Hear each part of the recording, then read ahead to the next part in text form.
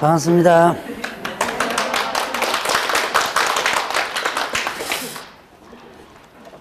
벌써 3월 달이죠? 할만합니까? 오늘 이제 2월 달 진도의 마지막이에요. 다음 주부터는 거의 다 이제 다른 것보다 다 진도 나갔죠? 예, 다음 주부터는 아마 이제 다시 맨 앞부터 다시 아마 진도를 나갈 겁니다, 아마. 이게 사실 3월 달이 가장 중요한 달이에요. 1, 2월 달은 이제 기초, 부분이고, 이제 11월 달부터 했던 부분이 있는데, 11월 달부터는 이제 입문이라고 해가지고, 그냥 기본 개념 정도 한번 체크하는 것이었고, 이제 1, 2월 달은 이제 기초 부분이었는데요. 3, 4월 달은 이제 심화 쪽으로 넘어갑니다. 그래서 이제 특히 중개사법 같은 경우는 이제 문장 변화라든가 여러 가지 부분을 갖다가 많이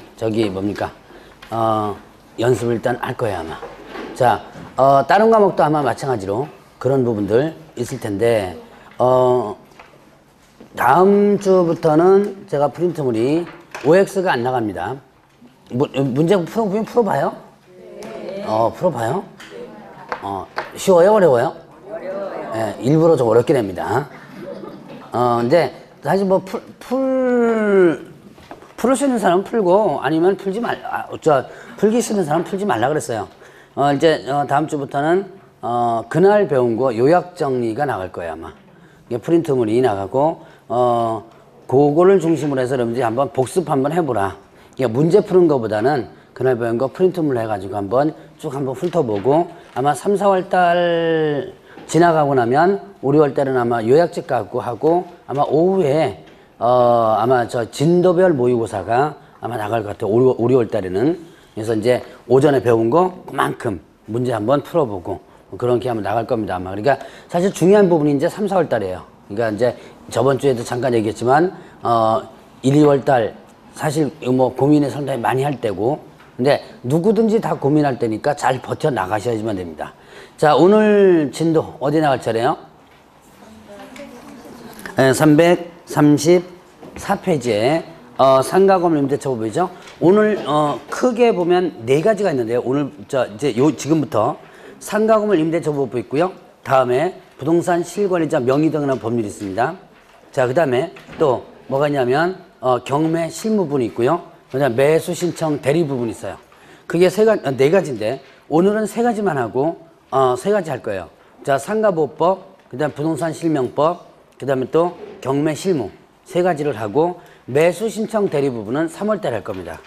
그 매수 신청 대리 부분은 한 문제가 나오는데 공인중개사 법령 파트와 거의 비슷해요. 내용도 공인중개사 법과 비슷하고요.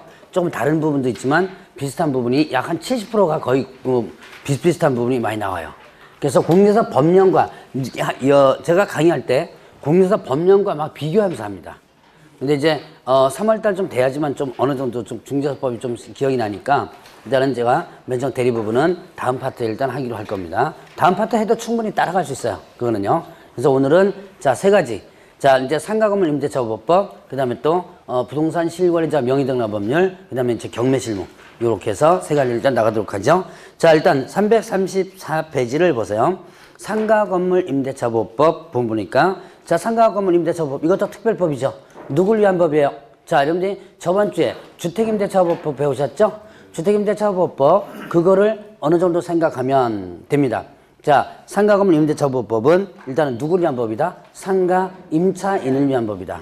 자, 그러면 결국은 자, 상가 임차인 이것도 마찬가지로 상가 임차인 즉 뭡니까? 임대인을 위한 법은 아니죠? 임차인을 위한 법이에요. 그래서 여기서 보면 일단은 뭐가 된다? 임차인에게 불리한 약정은 무효다. 똑같이 일단 이건 나옵니다. 자, 그러면 이제 적용 범위를 보죠. 적용 범위를 보면 거기에 상가 건물에 대해서 적용하는데, 자, 일단은 사업자 등록 신청 대상 임대차만 적용돼요. 자, 거기 보니까 사업자 등록의 대상이 되는 건 이렇게 했죠. 그래서 사업자 등록 신청 대상 임대차만 적용되고, 그 다음에 일정 규모 이하의 보증금에만 적용됩니다. 자, 그 박스에 있는 내용 있죠? 요게 바뀌었어요, 이번에. 1월 26일 날짜로 개정됐습니다. 자, 그래서 제가 이제 불러드릴 테니까 좀 이제 수정을 좀 해 놓으시기 바랍니다. 자, 334페이지에 맨 밑에 박스. 자, 서울특별시 얼마죠? 4억 이렇게 돼 있죠? 6억 1천만 원. 6억 6억 하나 1천만 원. 6억 1천만 원. 발음이 좀 시원치 않나? 6억 1천만 원. 자, 그 다음에 수도권 정비법인 수도권 중 과밀억제 권역 이렇게 됐죠? 자, 그 다음에 거기에 옆에다가 컴마 해놓고요. 컴마 해놓고 부산광역시 과밀억제 권역 괄호 쭉 했죠? 그 옆에 빈 공간에다가 부산광역시, 이게 과밀억제 권역과 부산광역시가 들어갑니다. 자, 그리고 부산광역시 썼습니까? 두 번째. 자, 그리고 3억 원 이렇게 돼 있죠? 이걸 5억 원. 많이 올랐죠? 5억 원. 자, 그러면 또 이제 자, 그 밑에 세 번째 광역시 있죠? 자, 거기에 보니까 군지역과 인천광역시 지역을 제외한다 그랬죠? 자, 그걸 인천광역시 지역을 요거를 일단 지우시고요. 인천광역시 지역을 이렇게 지우시고, 자, 자, 지웠습니까? 그 다음에 군지역과 과밀억제 권역, 컴마, 부산광역시를 제외한다. 자, 군지역과는 일단 살려두고요. 인천광역시 지역을 요걸 지우라 그랬죠? 지우고 그 공간에다가 과밀억제 권역, 컴마, 그 다음에 또 그 위에 또 뭐가 들어가 있었어요? 부산광역시 들어가 있죠? 부산광역시 이렇게 하고 하면 됩니다. 그럼 이제 과밀억제 권역과 그 다음에 또 뭘 제외해요? 부산광역시 제외한 광역시죠? 자, 그 다음에 또 그 밑에 안산용인 김포 광주 있죠? 거기 옆에 안산 옆에다가 공간이 좀 많으니까 거기서 써놓으세요. 세종특별, 자, 세 개 쓸 겁니다. 세종특별자치시, 파주시, 화성시. 뭐 광주시 옆에 써도 되고 이쪽 안산시 옆에 써도 됩니다. 뭐 상관없어요. 어차피 지역은. 자, 세 가지 더 추가됩니다. 세종특별자치시, 그 다음에 파주시, 그 다음에 화성시.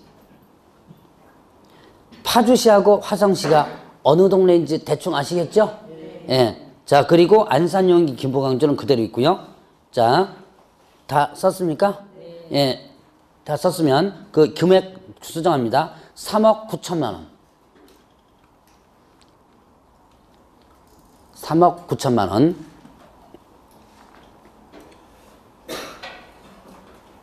자, 그 다음에 다 고쳤어요? 그 다음에 이제 그 밖에 지역 있죠? 그 밖에 지역은 2억 7천만 원.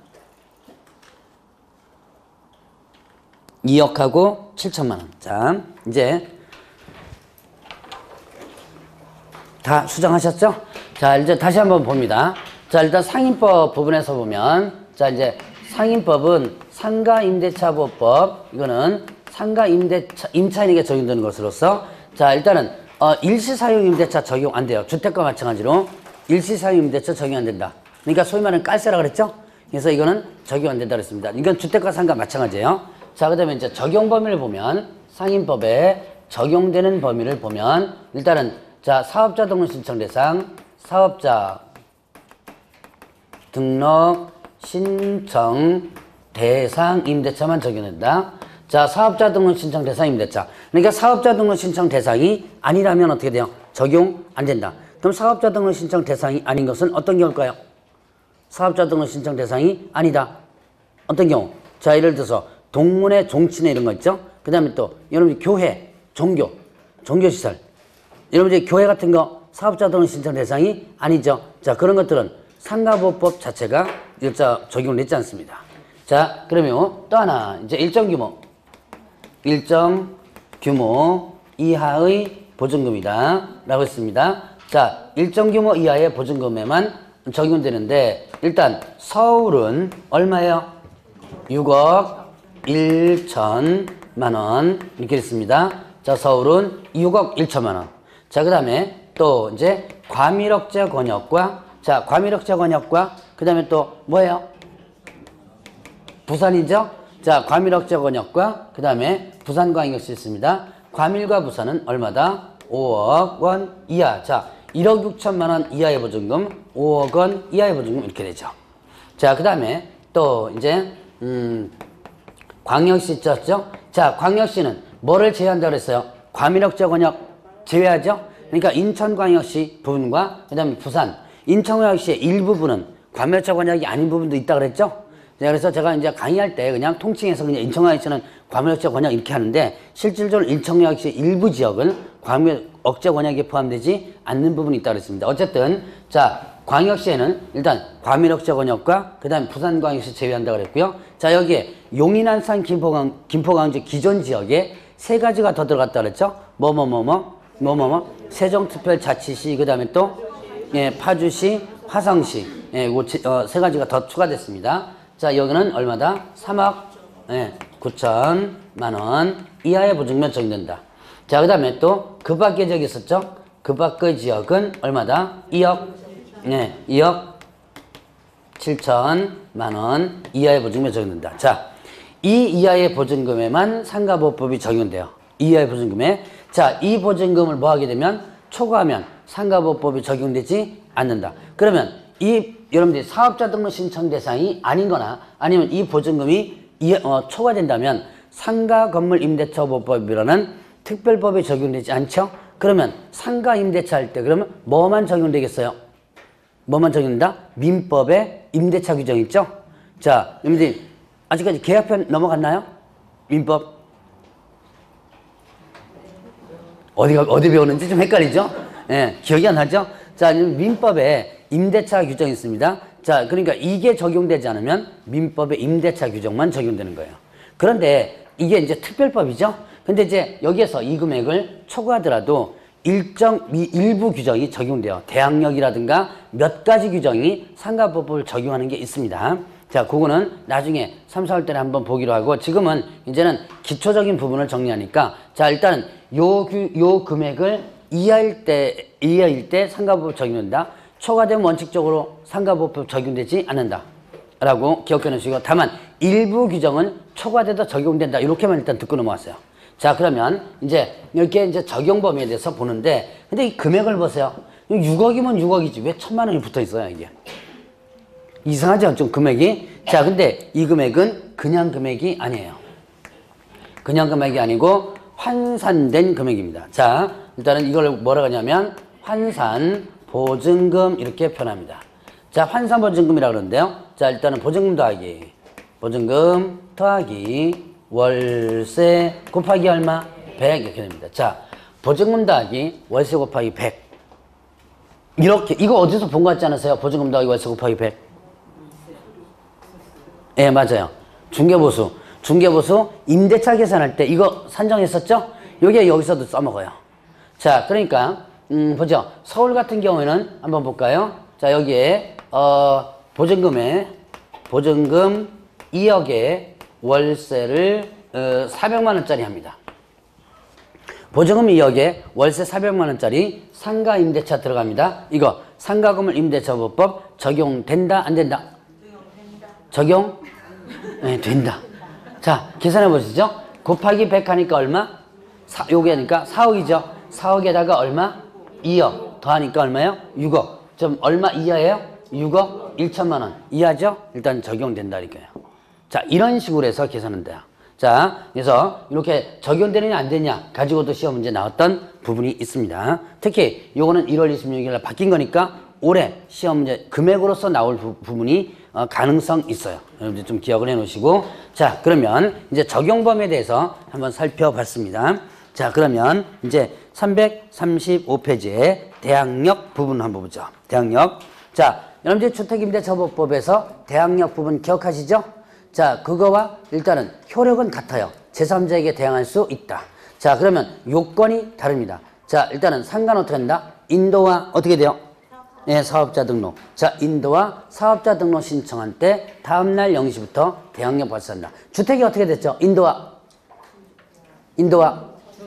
주민등록 전입신고였죠? 자, 근데 상가는 인도와 사업자 등록 신청한 때 자, 대항력 언제부터 발생? 다음날 0시부터. 자, 그러면 또 뭐 주택과 마찬가지로 임대차 양수인은 임대인의 승계한 것으로 보게 되고요. 자, 확정일자 효력도 주택과 같아요. 확정일자를 받으면 후순위 권리자의 우선에서 변제받을 수 있고 순위 확정력이 있다 그랬죠. 확정일자는 그날부터 발생하는데 반드시 뭐가 있어야 된다? 대항력을 갖추고 있어야지만 된다. 이게 확정일자의 효력 부분이었죠. 자, 그러면 이제 다른 부분이 확정일자 부여 기관이 달라요. 확정일자 부여 기관이 자, 일단은 자, 주택은 확정일자가 어디서 받았죠? 자, 어차피 저번 주에 주택 배웠던 거랑 자꾸 비교해야 돼요. 자, 주택은 확정일자가 동사무소라든가 법원 등기소라든가 그다음에 공증사무소 뭐 이런 데서 받았죠. 자, 그다음에 뭐 지방법원 지원에서 확정일자 찍어줍니다. 그런데 자, 여기서 상가는 확정일자를 어디서 받는다? 예, 세무서에서 받는다. 라고 여러분들 보시면 돼요. 그러니까 확정일자와 대항력의 효력은 뭐와 같다? 주택과 같다. 자, 대항력 부분에서 주택과 차이점이 자, 인도와 사업자 등을 신청한 때고요. 자, 좀 그다음에 확정일자 부분에서 주택과 차이점은 어디서 받는다? 세무서에서 받는다. 그거만 다르고 나머지는 같아요. 자, 그러면 이제 우선 변제권의 승계 부분도 있습니다. 자, 우선 변제권 승계 이것도 마찬가지로요. 이것도 마찬가지로 자, 주택에서도 제가 잠깐 설명드렸죠. 자, 보증금 대출 받을 때 나오는 부분이라고 그랬죠. 자, 내용 똑같고요. 자, 확정일자 부여기관 어디라 그랬어요? 세무서장이 부여한다 그랬고요. 임대차 정보 제공 이것도 주택과 같은 내용입니다. 자, 임대차 상가 건물 임대차 이해관계 있는 자는 정보 제공 요청할 수 있다. 자, 그런데 자, 임대차 계약을 체결하려는 자는 이해관계인에 해당된다 안 된다? 안 된다. 그래서 정보 제공 요청할 수 있다 없다? 있다. 있죠? 예. 네, 이건 뭐 주택에서 제가 했어요. 똑같아요. 자, 있죠? 다만 어떤 과정을 거친다? 예, 임대인의 동의를 받아서 이제는 요청할 수 있다 그랬습니다. 자, 그러니까 주택과 어떻게 돼? 지금 계속 똑같은 것들이 계속 나오죠? 자, 그러면 이제 소액보증금 우선 변제 보죠. 소액보증금 혹은 또 소액임차인 이렇게 됩니다. 자, 소액보증금 혹은 또 소액임차인, 소액임차인에 대한 우선 변제. 먼저 변제 준다는 얘기죠. 근데 이거는 확정일자 우선 변제와는 다르죠. 확정일자 우선 변제는 확정일자를 받으면 나보다 뒷순위보다 먼저 주는 게 확정일자의 기능이었고, 자, 이거는요 어떻게 한다 그랬어요? 선후순위를 불문하고 가장 먼저 준다 그랬죠. 선후순위를 불문하고 가장 먼저 준다. 그래서 자, 이거는 가장 먼저 준다 그래서 경매실무용으로 뭐라고 표현한다? 최우선 변제라고 표현한다라고 했었죠. 최우선 변제. 자, 그러면 소액보증 우선 변제를 받기 위한 전제 조건이 있었죠. 전제 조건이 어떻게 된다? 일단 자, 대항력을 어떻게 한다? 대항력을 갖춰야지만 된다. 대항력 없다면 이거 못 받는다 그랬죠. 그러나 뭐는 안 갖춰도 된다? 예, 확정일자는 안 갖춰도 된다 그랬죠. 자, 저번 주에 배운 주택임대차보호법과 오늘 배우는 상가건물 임대차보호법, 그 다음에 부동산 실명법은 복습해놔도 좋습니다. 이거는 뭐예요, 이거? 예, 중개실무가 아니에요. 원래는 어디에 기반을 둔 거다? 민법, 민사특별법이죠? 민사특별법에 기반을 두기 때문에 여러분들이 민법 배운 데 생각하고 복습을 해놓으면 좋아요. 자, 그러면 이제 지역이 있습니다. 자, 지역이 보죠. 서울 있어요. 근데 문제는 여기 아까 여러분들이 배웠던 지역과 약간 달라요. 요번에 이거는 1월 26일 개정되는데 이거는 개정이 안 됐어요. 기반 개정할 거 여기까지 개정하면 좋은데 이 최우선 변제, 즉 소액보증 우선 변제는 개정을 안 시켰습니다. 지역이 일단 서울 있고요. 그 다음에 과밀이 있습니다. 자, 과밀은 여기에 아까 여기 적용 범위에는 뭐가 들어갔죠? 부산 들어갔죠? 여기 부산 없어요. 그냥 과밀역적 원형만 해당됩니다. 자, 그 다음에 또 광역시. 그러면 부산은 어디에 들어가요? 광역시에 들어가 있죠? 그 다음에 또 여기는 용인, 안산, 김포, 광주만 있습니다. 세종특별자치시하고 그 다음에 또 뭐 파주시하고 화성시가 여기는 안 들어가 있어요. 자, 광역시하고 용인, 안산, 김포, 광주만 들어가 있습니다. 자, 여러분들 이제 그 교재에 있는 내용 있죠? 그게 그대로예요. 자, 그 다음에 또 그 밖이죠. 이렇게 됩니다. 그 밖에죠. 자, 지역의 차이가 특히 여러분들 조심할 것은 부산이 여기에는 부산이 어디에 들어가 있어요? 과밀 이쪽으로 들어가 있죠. 근데 여기는 과밀로 안 들어가 있고 광역시에 포함되어 있다는 거. 요거 갖고 지역 부분 갖고 나중에 문제 나올 수도 있습니다. 헷갈릴 수 있어요, 이거는요. 자, 그러면 보죠. 서울은 얼마 이하 얼마냐면 6,500만 원 이하의 보증 얼마를요? 3,200만 원에 대해서. 3,200, 2,200이죠. 2,200만 원에 대해서. 가끔씩 착각할 수도 있습니다. 자, 그래서 서울은 6,500 이하의 얼마라? 2,200에 대해서. 자, 그 다음에 과밀업자관역은요, 얼마다? 5,500만 원 이하의 보증 얼마를요? 1,900만 원에 대해서. 그 다음에 광역시는요, 3,800만 원 이하의 보증금에 대해서 얼마를요? 1,300만 원에 대해서. 그 다음에 또 그 밖의 지역은요, 3,000만 원 이하의 보증금에 대해서 얼마를요? 1,000만 원에 대해서 가장 먼저 변제를 준다. 자, 보죠. 여러분들이 그 주택에서 보니까, 자, 이 소액보증금의 우선 변제와 관련된 부분에서 요 금액을 주택가에게 얼마 가지고 변제 준다 그랬죠? 자, 주택 2분의 1이죠? 상가도 마찬가지로 건물가에게 2분의 1 가지고 변제해줘요. 자, 요 내용은 일단 같아요. 요 금액은 좀 틀리죠? 요 금액은 틀린데 요 2분의 1은 같습니다. 그래서 주택에 있어서 2분의 1 범위, 또 건물가에게 마찬가지로 2분의 1 범위에서 변제를 해준다. 자, 그러면 이제 보죠. 서울 다시 한번 얼마요? 서울은 얼마? 6,500 이하에 얼마다? 2,200. 그 다음에 과밀업자관역은 5,500 이하에 1,900. 그 다음에 또 광역시는요, 3,800 이하에 1,300. 그 다음에 또 그 밖에는 3,000에 1,000 이렇게 되죠. 자, 근데 이제 여기에서 금액 살짝 뭐 틀린 거 보면 그런다 치지만 여기서 아주 여러분들 주택과 달라지는 거 있어요. 주택과 제도가 틀린 거 하나. 자, 여기에 3,000만 원, 3,800, 5,500, 6,500은 그냥 보증금이 아니에요. 이것도 마찬가지로 이것처럼 환산된 보증금입니다. 자, 보증금 더하기 그 다음에 월세 곱하기 얼마? 100이 적용됩니다. 자, 여기에 보니까 적용되는 부분에서도 이렇게 보증금 더하기 월세 곱하기 100 이게 적용되죠. 환산되죠. 이 최우선 변제도 마찬가지로 어떻게 돼요? 이렇게 환산됩니다. 자, 이렇게 환산하는 이유가 뭘까요? 환산하는 이유. 자, 상가는 뭐가 중심이 돼요? 보증금보다 월세가 중심이 되는 거죠. 그렇기 때문에 이렇게 환산을 시켜놓는 거예요. 자, 한번 보죠. 서울 한번 보겠습니다. 서울 보증금 1,000만 원에 월세를 얼마를 한번 해볼까요? 월세를 50만 원 해보죠. 자, 보증금 1,000만 원에 월세 50만 원짜리 상가 임대차입니다. 뭐 서울 같은 경우는 이런 거 거의 찾기 힘들죠. 여기도 뭐 거의 비슷하죠. 이런 거 아마 저 떡볶이집 조그만 거 구멍가게 정도는 아마 좀 있을 거예요 아마. 자, 그럼 한번 계산해 보세요. 얼마예요? 곱하기 여기서 100 하니까 얼마? 환산해야죠. 예, 6,000 이죠. 그러니까 얼마 이하예요? 서울은 6,500이니까 6,500 이하에 2,500을 주죠. 그러니까 이거는 자, 최우선 변제 대상이 된다 안 된다? 예, 된다. 그러면 얘는 그러면 보증금 얼마를 최우선으로 변제해줘요? 얘는 그럼 최우선 변제 얼마 변제해줘요? 2,200을. 얘 보증금 얼마 있어요 지금? 없는 2,200 다 줄 필요는 없죠? 예, 얘는 그러니까 없는 2,200 다 줄 수는 없잖아요. 그러니까 얘는 얼마 주면 되는 거예요? 예, 그냥 얘 1,000만 원 주면 되는 거예요. 그러니까 이거는 예를 들어 근데 요즘 왜 이런 거 있죠? 왜 보증금 500만 원 이렇게 했는데 보증금 2,000만 원에 월세 30만 원 이런 거 거의 없어요. 그러니까 이런 구멍가게들은 보증금이 작죠. 왜? 보통 왜 저 떡볶이집한테 조그만 거 보면 보증금 500만 원에 뭐 그다음에 월세 뭐 몇십만 원 이런 식으로 되거든요. 그러니까 사실 2,200이라는 개념도 보면은 조금은 좀 그래요.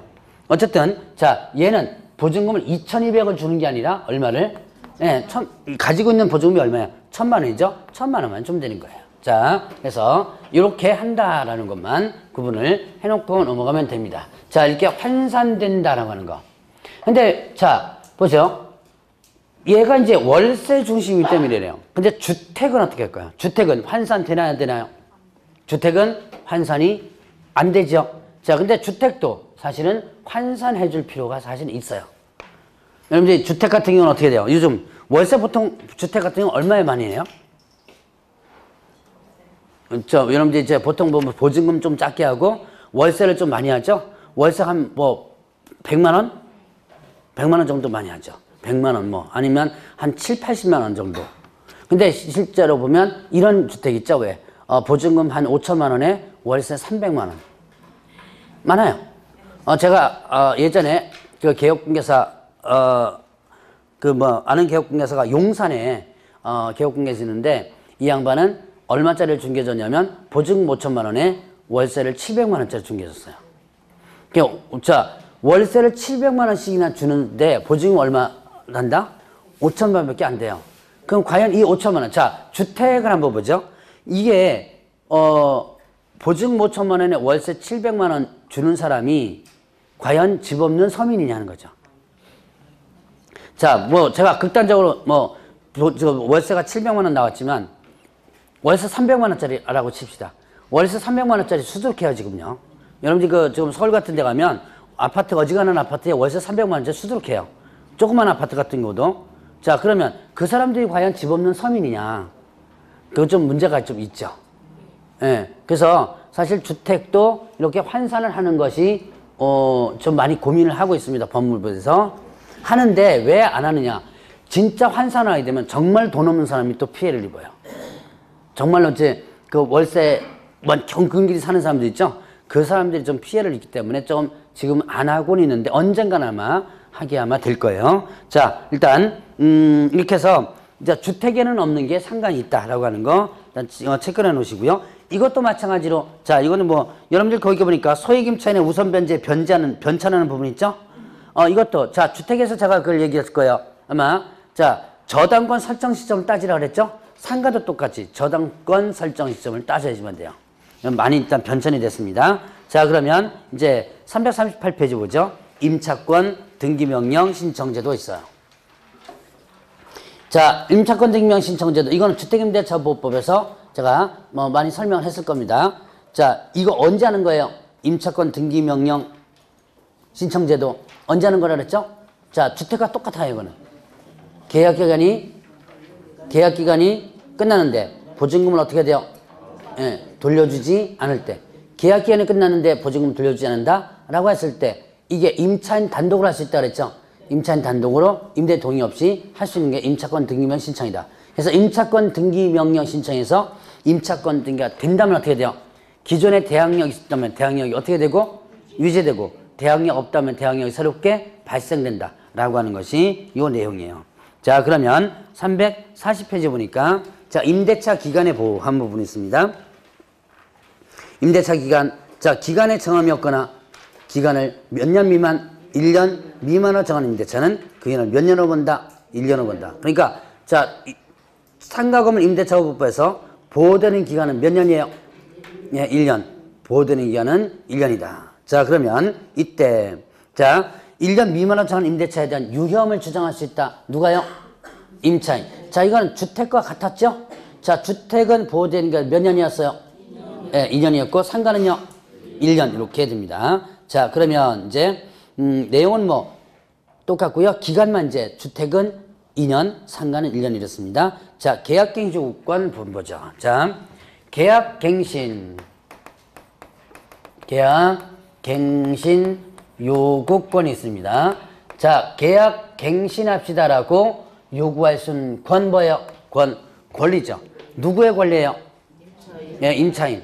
자, 임차인이 누구에게? 임차인이 임대인에게.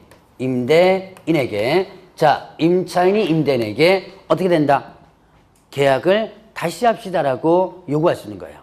자, 그럼 계약을 다시 합시다라고 요구할 수 있는데 이때 임대인은 정당한 사유가 있는 경우는 제공은 어떻게 한다? 거절할 수 없다. 재계약하자고 하는 거예요. 재계약 요구를 하는 겁니다.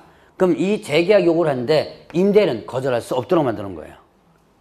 자, 그러면 이때 임차인은 이런 계약갱신 요구를 언제까지 할 수 있느냐? 계약 만료 6월에서 1월 사이. 자, 이제 얘는 계약 만료 6월에서 어떻게 한다? 1월 사이. 만료 6월에서 1월 사이에 할 수 있다 그랬습니다. 자, 그러면 최초 임대차 기간을 포함하여, 자, 최초 임대차 기간을 포함하여 몇 년 범위 내에서? 예, 5년 범위 내에서 했습니다. 자, 최초 임대차 기간을 포함해서 5년 범위 내에서 할 수 있다. 자, 그러면 최초 임대차 기간까지가 일단 다 들어갑니다. 여러분들 상가 임대차 보통 몇 년짜리 많이 해요? 상가 임대차? 몇 년짜리 많이 하죠? 보호되는 기간은 몇 년이에요? 1년이죠. 근데 일반적으로 보통 2년짜리 많이 합니다. 근데 이제 보통 보호되는 기간은 1년인데 2년을 많이 계약 체결해요. 그리고 건물주 입장에서도 1년 계약 체결하는 것보다 2년 계약 체결하는 걸 많이 원해요. 1년 만에 덜렁 나가는 것보다는 2년 동안 있는 게 낫죠. 어떤 데가니까 3년이 오르는데 상가 3년 계획했다가 나중에 위험합니다. 장사 안 돼 가서 뺄려고 그럴 때 3년. 자, 여러분들 한번 생각해보세요. 지금 보호되는 게 몇 년이에요? 1년이죠. 근데 3년 계약서에 3년 딱 체결했습니다. 그럼 나는 보호되기 기간은 1년이니까 1년 만에 나가겠다. 이거 돼야 안 돼요? 안 됩니다. 이거는. 계약은 계약이에요. 이거를 아무리 계약 체결해 놓고 나서 아무리 임차인을 유리하게 아무리 해석한다 그래도 이건 안 됩니다. 이건 3년 계약 기간은 일단 서로 약정이기 때문에 보호를 할 수가 없어요. 자, 보통 이제 2년짜리를 많이 하는데, 자, 2년 계약을 체결했습니다. 2년 계약을 체결하면서 2년 만에 뭐 한다? 저 계약 우리 다시 합시다. 재계약합시다라고 요구하는 거죠. 이 재계약합시다라고 요구하는 게 뭐예요? 계약 갱신 요구거든요. 자, 그러면 언제까지? 만료 6월에서 1월 사이. 이렇게 해서 그럼 이제 6월에서 1월 사이 재계약합시다 그런 거예요. 그럼 이제 임대는 어떻게 돼요? 들어줘야지면 되죠. 자, 근데 또 몇 년 남았어요, 지금? 예, 5년 최초 임대차 기간을 포함해서 5년 범위죠. 그러니까 이제 몇 년 남았다? 3년 남았죠. 그러니까 이제 2년 일단 더 하는 거예요. 2년 더 했습니다. 2년 기간 끝나고 나서 또 재계약합시다. 요구할 수 있죠. 자, 이제 있습니다. 기간 남았으니까 일단은 몇 년이에요? 예, 1년 남았죠. 그래서 1년 더 일단 재계약합시다라고 요구하는 거예요. 자, 이 기간이 끝나면 그러면 이때부터는 우리가 흔히 일반적인 재계약이에요. 자, 여기까지는 뭐가 된다? 계약갱신 요구 권이라는 권한으로서, 임차인의 권한으로서의 재계약이고, 자, 그 다음에 여기서까지 지나면 이제부터는 어떻게 돼요? 임대인과 임차인과 합의가 있는 재계약에 불과합니다. 자, 그럼 이렇게 해서 계약갱신 요구를 하게 되면 종전과 동일하게 임대차한 것으로 보고요. 그 다음에 또 보증금의 증액 제한도 상가법법에 규정된 증액 제한이 그대로 있던 적용됩니다. 재계약 시에. 요 계약갱신 요구에 의한 재계약 시에는. 자, 그 다음에 상가 임대차는요, 전대차가 좀 많죠. 상가는 전대차가 좀 많습니다. 그러면 이때 전대차 했을 때 임대인의 동의를 얻은 전차인은 누굴 대신해가지고 임차인을 대신해서 임대인에게 계약갱신 요구를 할 수 있다. 자, 여기까지가 이제 계약갱신 요구권에 대한 기본 내용이에요. 그럼 여러분들 교재 보면, 자, 뭐가 나오냐면, 거기에 보니까, 이제, 정당한 사유가 있는 경우를 제외하고는 거절할 수 없다 그랬죠. 그러면 거꾸로 이걸 뒤집으면, 정당한 사유가 있다면 어떻게 돼요? 거절할 수 있다는 얘기죠. 자, 그럼 정당한 사유를 한번 볼까요? 정당한 사유. 자, 그러면, 몇 개 차 연체하면, 네, 3기. 3기에다가 일단 밑줄 쳐놓으세요. 3개 차임을 연체하게 된다면, 이 기간이고 뭐냐? 3개예요. 자, 그 다음에 또 거짓 그 밖에 부정한 보험 임차한 경우, 거짓 그 밖에 부정한 보험 임대차였습니다. 자, 그러면 또 이제 C번에 보면 서로 합의에다가 일단 밑줄 쳐놓으세요. 서로 합의하여 임대인 임차인에게 상당한 보상을 제공해 주는 경우, 서로 합의가 있어야지만 됩니다. 그냥 상당 보상이 아니에요. 만약에 서로 합의가 빠지면 이게 틀린 거예요. 그 다음에 또 이제 동의 없이 목적 건물의 전부던 일부를 전대한 경우라든가, 자, 그 다음에 또 건물의 전부던 일부를 고의 또는 중대한에다 밀쳐놓으세요. 중대한 과실을 뭐 했다? 파손했다. 그냥 고의 과실이 아닙니다. 그냥 고의 과실이 아니고 고의 또는 뭐예요? 중대한 과실 이렇게 되고요. 자, 그 다음에 건물의 전부던 일부가 멸실되어서 목적 달성하기 어려울 때, 그리고 자, 건물의 전부 또는 대부분에다가 밑줄 쳐놓으세요. 자, 전부 또는 대부분을 철거하거나 재건축하기 위하여 목적 건물의 점유욕이 필요한 경우 있겠습니다. 자, 근데 철거나 재건축해서 점유욕이 필요한데 조건이 있습니다. 임대차 계약 당시에 미리 고지를 해줘야 돼요. 자, 2년 뒤엔 이거 건물 철거할 거니까 2년만 하고 나갈래? 뭐 이런 거 있죠? 예, 미리 임대차 계약 당시에 미리 얘기를 해줘야 돼요. 자, 아니면 안전사고 우려가 있거나 참고적으로 영등포 시장 쪽에서 나온 판례가 하나 있어요. 그 판례를 보면 건물이 지금 여러분이 영등포 시장 혹시 가보시는지 모르겠는데 영등포역 저쪽으로 내려가면 영등포 시장 쪽 있거든요. 거기 보면 한 40년 된 노후된 건물이 있어요. 근데 거기에 있는 임대인이 안전사고 우려 이런 근거로 해가지고 이걸 거절했거든요. 근데 소송에서 졌어요. 이거 왜냐면 이 안전사고라는 것은 안전진단을 받은 상태여야 돼요. 그냥 노후된 건물이라서 안전사고 우려가 있으니까 못하겠다가 아니라 안전진단을 받아보니까 왜 이게 등급이 있잖아요. 그걸 받았을 때 그런 조건을 따져야 됩니다. 자, 그 다음에 또 다른 법령에 따라 철거 또는 재건축이 이루어지는 경우, 예를 들어 도정법상에 왜 재개발 이런 거 있죠? 그럼 당연히 철거해 줘야지면 되겠죠? 그래서 그런 경우를 에만 어떻게 된다? 일단 거절할 수 있다는 얘기예요. 자, 그 외에도 이제 임차인으로서 의무를 현저 위반하거나 임대차를 존속이 어려운 중대한 사유가 있다라고 한다면 거절할 수 있습니다. 자, 일단은 특히 제가 지금 밑줄 치라고 했던 게 몇 가지 있었어요? 어디 보자. 몇 개 쳐놓으셨는지 보겠다. 다 쳐놨죠? 지금 제가 얘기하는 거. 쭉쭉쭉 다 쳐놨죠, 지금. 자, 일단 몇 개의 참여에 밑줄 치라고 그랬죠? 3기. 또 서로 합의. 그 다음에 또 중대한. 또 하나. 대부분. 예. 요 네 가지는 다 밑줄 쳤으면 동그라미 쳐놓으세요. 별도로. 자, 이건 왜냐면 나중에 문장 변화할 때 나오는 부분입니다. 이거는요. 자, 그러면 이제 이게 계약갱이 요건 있고요. 자, 그 다음에 이제 341페이지 보면 묵시적 갱신이 있습니다. 묵시적 갱신. 자, 일단 임대인이 6월에서 이래서 계획 해지 통보하지 않거나 아니면 또 계약 갱신 요구하지 않았을 때 임차인이 이때는 어떻게 된다? 묵시적. 아무 소리 없이 그냥 넘어가요. 그럼 묵시적 갱신이 된다. 이거는 묵시적 갱신은 주택과 같아요. 아무 소리 없이 일단 갱신됐을 때는 종전과 동일하게 임대차 한 것으로 보고 그 보호되는 기간 몇 년? 예, 1년. 상가보호법은 1년 보호되죠? 이때 임차인은 그 묵시적 갱신 기간 안에 언제든지 계약 해지 통보를 할 수 있고 통보하면 몇 개월이 지나면 3개월이 지나면 효력 발생한다라고 하는 거. 자, 그 다음에 또 이제 차임에 대한 증감 청구 있습니다. 증액을 증감을 갖다 할 수 있는데 이때 자, 증액 제한한다 그랬죠? 자, 감액 제한은 없다 그랬죠? 증액 제한만 있습니다. 자, 근데 주택이 얼마였죠? 5%였죠? 자, 이거 상가는 얼마를 초과하지 못한다 그랬어요? 100분의 9. 이 9를 5로 고쳐주세요. 요번에 개선된 거예요. 9자를 뭘로? 5. 지금 5%로 내렸습니다. 5%. 주택과 상가 똑같이 이제 5%예요. 자, 주택이 몇 프로를 했죠? 5%고 상가도 100분의 5. 5%예요. 이제 상가는 더 죽었어요. 임대인 입장에서는. 왜냐하면 자, 이 계약갱신 요구에 의한 재계약 시에는 이 증액 제한 5%가 그대로 적용돼요. 그러니까 5년까지는 어떻게 된다? 5년까지는 그냥 5%로 계속 올려야 돼요, 이게. 자, 여러분들이 주택에서 제가 한번 봤을 거예요. 주택에서는 어떻게 돼요? 5% 증액 제한이 있었고, 재계약 시, 그 다음에 또 쌍방 합의 시 적용되지 않는다. 제가 요거 얘기했었죠? 자, 재계약 시. 근데 이때 재계약은, 여기도 마찬가지로 재계약 시와 쌍방 합의 시 적용 안 돼요. 그런데 이때 재계약은 요 끝나서부터 재계약이에요. 계약갱 요구에 의해서 재계약은 그대로 몇 프로가 적용된다? 5%가 적용된다. 그러니까 이제 써먹으려면 이제 뭐밖에 없어요. 5%를 더 넘기려면.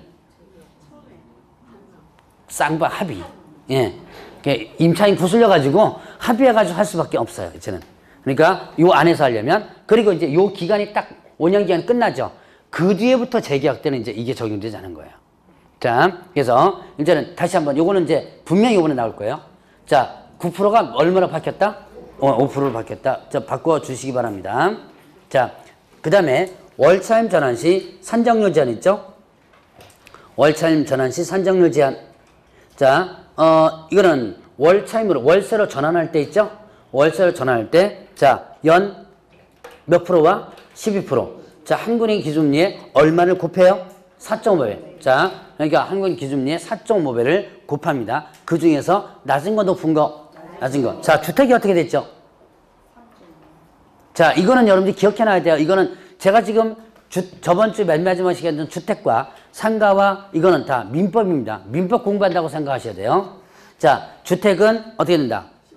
연 10%와 그 다음에 또 한국은행 기준 금리의 3.5%를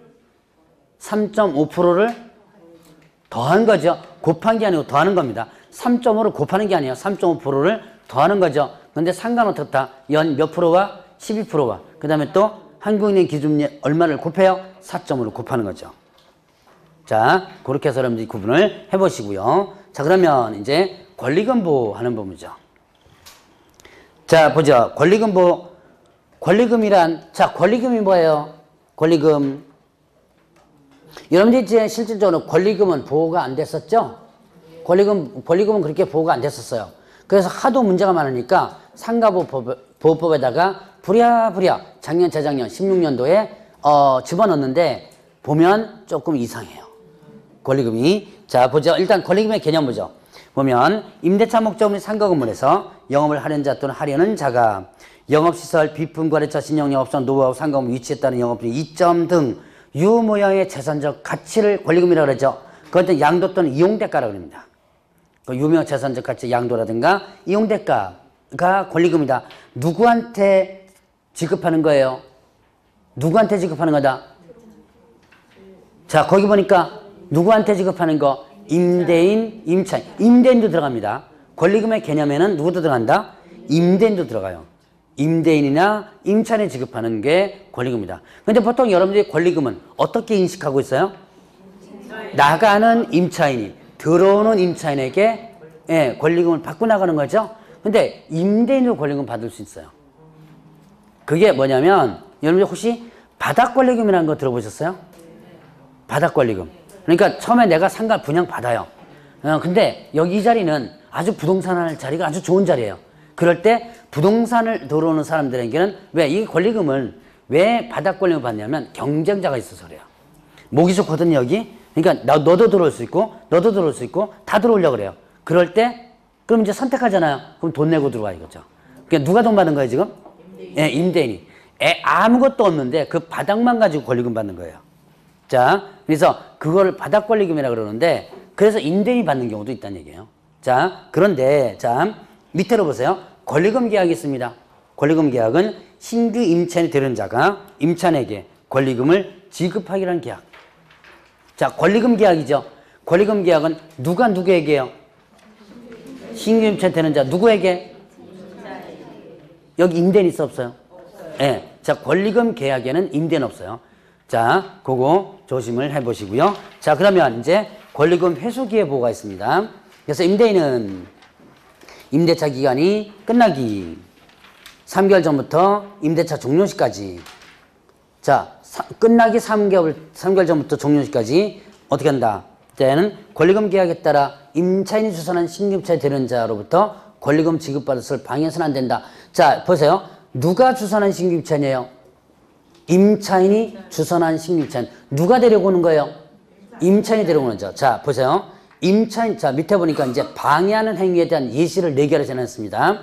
임차인이 주선한 신규임차인이 되는 자에게 권리금을 수수하거나 아니면 또 요구하는 행위. 권리금 요구하거나 수수하는 행위. 누가 데리고 왔는데요? 임차인이 데리고 왔는데 그런데 어떻게 된다? 권리금을 누가 받는 거예요? 임대인이 받는 행위를 방해하는 행위에 해당되죠. 자, 그 다음에 임차인이 주선한 신규 임차인이 들은 자로 하여금 임차인의 권리금을 지급하지 못하게 하는 행위. 얘한테 권리금 주지 마 이런 거죠. 이것도 방해하는 행위겠죠. 그 다음에 또 임차인이 주선한 신규 임차인이 되는 자에게 현저히 고액의 차임과 보증금을 요구하는 행위. 현저히 고액의 차임과 보증금 요구하는 행위. 자, 예를 들어서 여기는 월세가 한 300만 원 정도면 되는데요. 한 500만 원, 600만 원 불러버리는 거예요. 할래 말고 말래 마라. 이건 실질적으로 거절하는 거죠. 자, 그 다음에 또 정당한 사유 없이 임차인이 주선한 신규 임차인자와 임대차 계약 체결을 거절해서는 안 된다는 얘기예요. 그런데 잘 보세요. 계속 누가 주선한 신규 임차인이에요? 그럼 누가 데려와야 되는 거예요? 임차인이 새로운 임차인을 데리고 오는 거죠. 근데 실제로는 누가 신규 임차인 데리고 와요? 그렇죠. 개업 공인중개사가. 여기는 중단하자가 있어요. 바로 중개라는 개념이 빠져 있어요. 그게 빠지다 보니까 밑에 재미있는 규정들이 몇 개 나와요. 자, 일단 여기는 실질적으로 누가 데려온 형태가 돼버렸다? 임차인이 데려온 형태가 돼버린 거예요. 근데 여러분 이제 상가임대차 보세요. 누가 데리고 와요? 내가 데려오는 경우도 가끔 있어요. 있기는. 야, 나 상가 이거 나갈 거니까 네가 해라. 뭐 해가지고 하는 경우도 있는데 대부분 누가 데리고 온다? 개업 공인중개사 데려오죠. 근데 이것은 중개라는 개념이 일단 빠져 있습니다. 자, 뒤에 가면 그런 부분이 아마 보일 거예요. 자, 그러면 이제 그 밑에 계약 체결을 거절하는 행위를 일단 방해하는 행위로 돼 있죠. 근데 계약 체결을 거절할 수 있는 예외가 있습니다. 그 밑에 보면 임차인이 주선한 신규 임차를 들은 자가 보증금 또는 차임을 지급할 자력이 없는 경우. 그렇듯해 보이죠? 근데 어떻게 알아요? 자, 이제 조금만 더 생각해 봅시다. 지금 계약 체결하려고 그래요. 근데 얘가 얘 보증금 아무래도 못 줄 것 같은데 월세 못 낼 것 같은데 어떻게 알아요, 이거?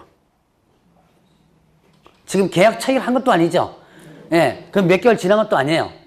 지금 데리고 와 있는 상태에서 쳐다보니까 얘 아무래도 월세 못 낼 것 같아. 판단할 수가 없는 상황이네. 그러니까 이런 판단할 수 없는 상황들이 나와요. 자, 두 번째 보니까 이런 내용이 나옵니다. 임차인이 주선한 신규 임차인 되는 자가 임차인으로서 의무를 위반할 우려가 있거나 그 밖에 임대차를 유지하기 위한 상당한 사유가 있는 경우. 위반할 우려가 있어요. 얼굴에 칼자국 쫙 내가 가면 위반할 우려가 있는 건가요? 자, 이게 상당히 자의적으로 판단할 수 있는 그런 규정입니다. 자, 그 다음에 임대차 목적물인 상가 건물을 1년 6개월 이상 영유 목적으로 사용하지 않는 경우. 이거는 뭐냐면 예를 들어서 이런 거예요. 요거는 이제 일리가 있어요. 예를 들어서 자, 내가 교회 같은 거 있죠. 이건 영유 목적이 아니죠. 근데 교회가 있다가 나갑니다. 나가면서 어떻게 하는 거예요? 권리금 받고 나가려고 그러는 거예요. 뭐 그런 경우. 자, 요거는 좀 일리가 있는 부분이에요. 그러니까, 자, 일단은 뭐 영유 목적으로 사용하지 않았다가 나갈 때 권리금 일부러 받고 나가려고 하는 거. 제가 알고 있기로 교회도 권리금 받는 걸로 알고 있습니다. 이 시설하고 설비하고 다 해가지고 이제 이렇게 하고 나는 이제 튀어서 나가죠. 왜? 교회 이렇게 조그맣게 있다가 이제 나는 이제 키워서 나가고 신규로 들어올 때 권리금 받는 걸로 알고 있어요. 그런데 어쨌든 그렇게 할 때는 임대차 계약을 거절할 수 있다. 자, 그 다음에 또 임대인이 선택한 신규 임차인이 임차인과 권리금 계약 체결하고 권리금을 지급하는 경우. 이거 한번 보세요. 네 번째 보니까 어떻게 돼요? 누가 선택한 거예요? 임대인이 데리고 온 사람한테는 권리금 받을 수 있어 없어요? 없다는 얘기예요. 그러니까 임대인이 선택한 신규 임차인이 임차인과 권리금 계약을 체결하고 권리금을 지급하는 경우. 그러면 뭐 한다? 자, 그럼 A, B, C, D는 뭐 하는 거예요? 지금 임대차 계약 체결을 어떻게 한다? 네, 거절할 수 있는 사유죠. 그러니까 이게 좀 말이 맞지 않는 부분이 좀 있어요. 근데 말이 맞지 않아도 공부는 해야 돼요. 법은 법이고 규정은 규정이니까. 자, 그럼 뭐죠? 일단 그러면 거절할 수 있는데 손해배상 청구할 수 있습니다. 임대인이 권리금 지급받을 것을 방해하여 임차인에게 손해를 발생한 때 손해를 배상할 책임이 있는데요. 이때 손해배상액은 자 보세요. 신규 임차인이 임차인에게 지급하기로 한 권리금과 임대차 종료로서의 권리금 중 낮은 금액을 넘지 못한다. 자, 계산이 안 되죠? 이게 무슨 뜻인지? 내가 여기에 5천만 원을 주고 권리금 5천만 원을 주고 들어왔습니다. 시설비도 새로 투자하고요. 뜯어낼 거 뭐 다 뜯어내고 새롭게 하고요. 손님도 많이 이제 오게 한 거예요. 손님도 많이 오게 했습니다. 그러니까 이제 당연히 나는 어떻게 돼요? 더 받고 나가야죠. 나는 얼마를 받고 1억을 받고 나가려고 그래요. 자, 그럼 이제 여기서 보죠. 봅시다. 거기 보니까 어떻게 돼요? 자, 일단 뒤에 있는 거부터 보죠. 뒤에 있는 거. 자, 임대차 종료단시 권리금 얼마예요? 네, 5천만 원. 이게 임대차 종료단시 권리금이에요. 5천만 원. 내가 어떻게 돼요? 주거 들어오는 권리금 있죠? 이게 5천만 원. 임대차 종료단시 권리금입니다. 자, 그러면 1억은요. 신규 임차인에게 지급하려는 권리금이죠. 자, 손해배상은 이 둘 중에 뭐를 넘지 못한다? 예, 5천만 원. 즉, 요걸 넘지 못하는 거예요. 그럼 나중에 손해배상 청구할 때는 이렇게 받지 말고 이렇게밖에 못 받는다는 얘기죠. 근데 좀 억울하지 않나요? 나는 시설비도 투자하고 막 그랬는데, 그래서 나는 억울하다 그러면 이 권리금에 대한 감정평가를 할 수 있습니다. 이제 감정평가 조금 뒤에 나옵니다. 자, 그래서 이때 손해배상 청구할 권리는 임대차 종료한 날부터 몇 년 이내 행사하지 않으면 3년. 단기 소멸 시효라 그러거든요. 3년 이내 하지 않으면 시효가 완성된다. 자, 그러면 자, 이제 재미있는 규정 나옵니다. 임차인의 정보 제공 의무가 있어요. 자, 이제 위에서부터 쭉 계속 임차인이 주선한 신규 임차인이라고 계속 돼 있죠? 그 이유가 여기서 딱 나와요. 자, 임차인의 정보 제공 의무가 있는데, 임차인은 임대인에게 임차인이 주선한 신규 임차인 되는 자의 보증금 및 차임을 지급할 자력 또는 그 밖에 임차인으로서 의무를 이행할 의사 능력에 관하여 자신이 알고 있는 정보를 제공해야 한다. 정보 제공 의무가 있어요. 그러니까 제가 아까 이거 뭐라 했어요? 여기에서는 지금 계속 누가 이 신규 임차인을 데리고 오는 형태? 예, 임차인이. 그러니까 뭐가 빠졌다? 중개가 빠졌죠. 이거 어떻게 알아요? 여러분, 개업공개사가 데리고 오는데, 그럼 개업공개사한테 얘기해야지. 근데 실적으로도 이거 마찬가지예요. 개업공개사 데리고 와야 돼. 개업공개사도 이거 능력 있는지 어떻게 알아요? 모르죠. 그러니까 중개라는 개념이 빠지다 보니까 이런 현상이 벌어지는 거예요. 이것도 분쟁의 소지가 많을 수 있는 분 중에 하나입니다. 자, 그러면 이제 권리금 적용제가 있는데요. 자, 대규모 점포, 준대규모 점포 적용 제외되고요. 자, 그 다음에 또 이제 이 대규모 점포는 뭐냐면 여러분이 저기 뭡니까 저기 백화점 있죠? 뭐 이런 겁니다. 저 마트, 백화점 이런 거고 국유 공유 재산, 국공유 재산. 그럼 여러분들이 국공유 재산도 일단은 권리금 보호가 되지 않는데 대표적인 케이스가 뭐냐면 여러분들 저기 지하철에 가면 지하상가 있죠, 왜? 예, 그거 다 대부분 다 뭐 예를 들어서 서울의 뭐 지하상가 이런 건 다 서울시 겁니다. 공유 재산들이에요. 거기에는 권리금 보호가 되지 않는다는 얘기. 자, 그 다음에 자, 권리금 표준계약서 작성해서 권장할 수 있습니다. 누가요? 국토교통장관이 권리금에 대한 표준계약서 작성해서 권장할 수 있고요. 그 다음에 또 평가기준 고시합니다. 평가기준 고시, 권리금에 대한 평가 감정표 절차와 방법 또는 기준을 고시할 수 있다. 자, 그러면 일단은 거기 보니까 뭐 아까 뭐라 했어요? 내가 5천만 원. 자, 이게 신규 임차인이 이거와 이것 중에서 손해배상 청구를 이걸로다가 이걸 초과할 수 없다 그랬죠? 나는 억울하다 그러면 어떻게 돼요? 감정평가 신청을 해서 감정평가를 하면 되는 거죠. 감정평가했다간 더 낮게 나올 수도 있습니다. 어쨌든 이렇게 감정평가를 할 수도 있어요. 자, 그 다음에 표준임대차 계약서 작성했습니다. 이 표준임대차 계약서는 누가 작성할 수 있다?